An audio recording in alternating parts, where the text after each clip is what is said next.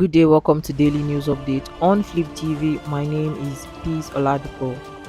Nigeria Police Force has arrested the owner of two dogs that killed a security man in Pinnock Estate, Lagos, in a viral video.